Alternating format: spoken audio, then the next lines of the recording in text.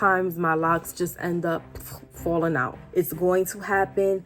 You cannot stop that. Do not use this product, these adhesives. You will get white residue. I urge everybody, welcome to the Lazy and Loc channel. If you're new here, welcome to the channel. Thank you for stopping by. And if you're a returning subscriber, as usual, thank you for your subscription and welcome back to the channel.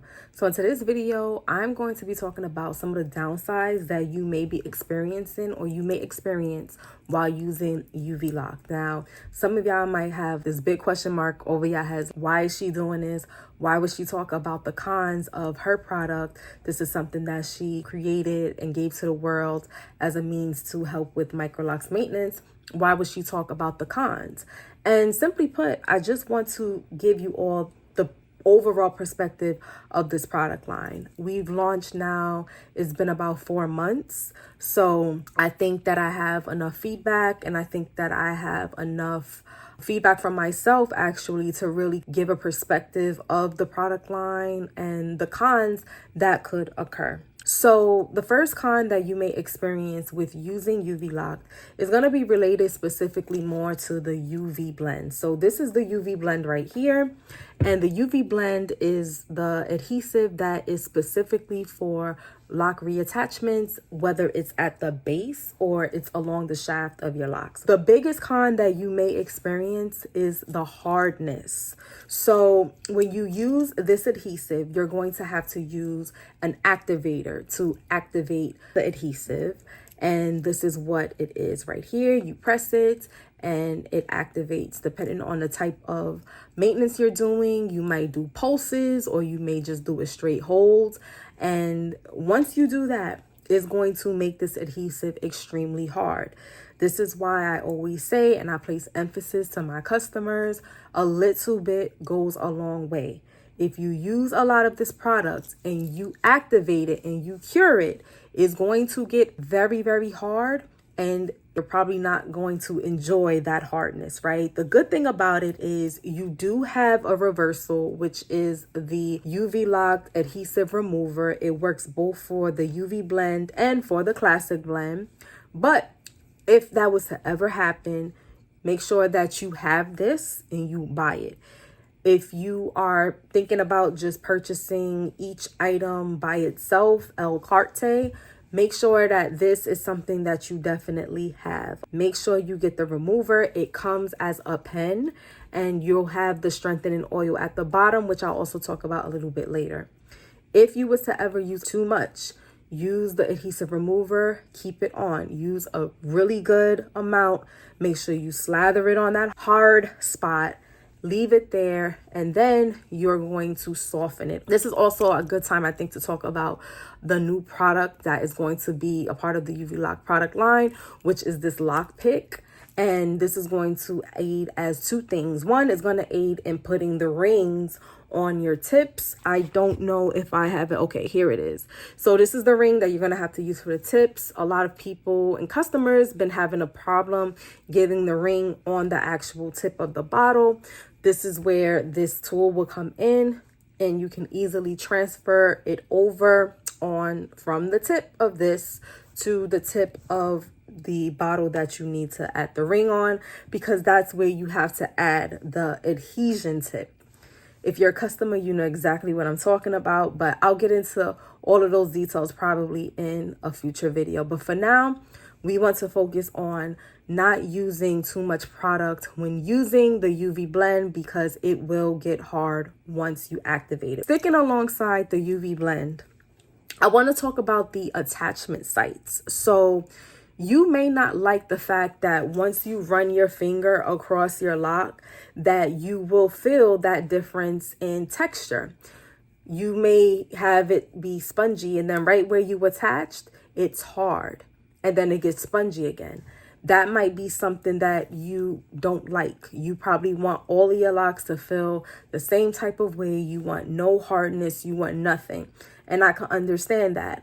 But because it is an adhesive that gets very hard once activated, unless you use small amounts at a time, you're going to get hardness in those areas where you use the adhesive. Another thing that I want to place emphasis on as well is how you use these adhesives. I want to place extreme emphasis, and this is a con that you may experience. Do not use these products on wet hair. If your hair is wet, do not use this product, these adhesives on wet hair. You will get white residue. It's going to happen. You cannot stop that. It's literally just the chemistry between using a cyanacrylate and water. Once you mix those two, it's going to turn white. So I urge everybody who uses these adhesives to be mindful to use it on dry hair. You can make sure that your hair is oiled. On the end of the remover, we have a strengthening oil. It's very highly encouraged to use it before you even place the adhesive, whether it's the classic blend or UV blend, because you can still bond using this oil. It's compounded that the adhesives can work with using this oil. I can't really promise it for other oils that's on the market, but I know that the UV line works synergetically where everything works together in the product line. Another thing that you may notice as a con is we was talking about the attachment sites, right? So let's talk about that really quick. And I'm going to use me as an example. So in this area right here, all of these are base lock reattachments, meaning that I attach locks from the base. Now, the downside with me and my Microlocs is I go so long between my maintenance that sometimes my locks just end up falling out. That's just my personal journey. But I do attach them back when they do. Now, what I notice, and you may notice as well when it comes to the UV blend, is the attachment site may harbor different types of dirt, oil, and it may get gunky, right? And I do want to make emphasis that this is not the product doing this. It's not the adhesive, but it literally is whatever gets on and around the area of the adhesion site. Think about when you go to the dentist and they use the Explorer and they're going around your teeth and they're going across your occlusal plane and they're looking for a catch and you feel them digging and trying to snag. They're just trying to see if you have a sign of caries or a sign of a cavity, and they want to be able to document it so they can watch it if it gets bigger. Why? Because when you have just the slightest space or the slightest creation of a hole, now it becomes a food trap where if you're not brushing, if you're not rinsing, if you're not really paying attention to those areas, food could get stuck in those areas and it can harbor in that area and make the cavity get bigger and bigger and bigger. So it's essentially the same thing at these sites where you have attachment. Right here, you can see that there is some residue. And if I was just to take this and scrape it, you probably can't see it on camera, but it's literally just dandruff and stuff fluffing right off. But also keep in mind that I didn't wash my hair in about 5 weeks. So there's going to be a lot of that gunk. It's almost like when you get braids as well, and that you're taking your braids down and you get that lint buildup around the area that the braids were in. Same thing. But the way you combat it is literally by keeping your locks moisturized, right? Using an oil and keeping it washed. So wash your hair and use an oil.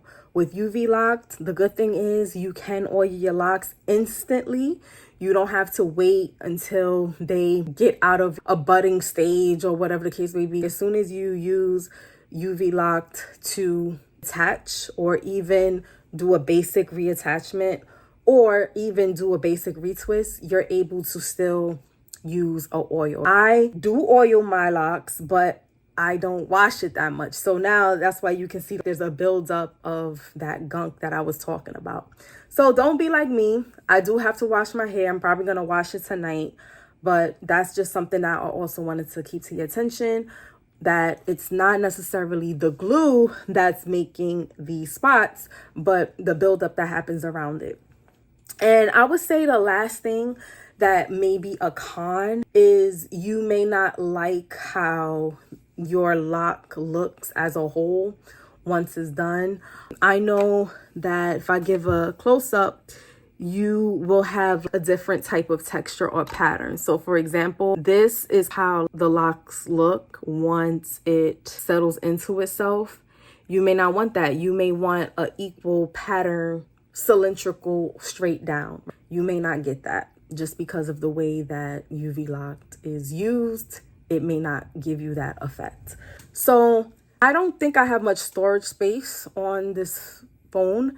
So I'm going to end it here. If you have any questions or you want me to go into any more detail with UVLAHKD, definitely leave it down below. Shout out to Bree Jones. You actually prompted me to do this video like ASAP because you wanted to know the breakdown process and all of that when it comes down to UVLAHKD.